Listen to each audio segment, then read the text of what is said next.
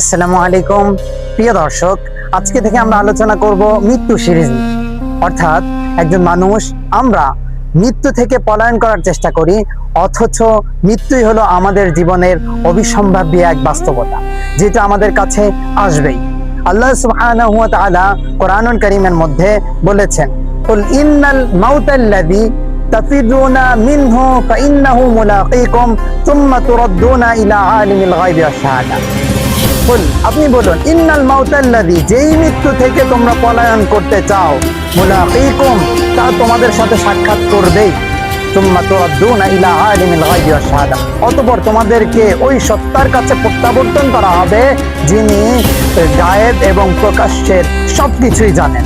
অর্থাৎ মৃত্যু থেকে আমরা যতই পলায়ন করতে চাই, মৃত্যু আমাদের সাথে সাক্ষাৎ করবেই। কাজেই মৃত্যু থেকে পলায়ন না করে আমাদের কাজ হবে মৃত্যুর জন্য প্রস্তুতি গ্রহণ করা। আল্লাহ তাআলা আমাদের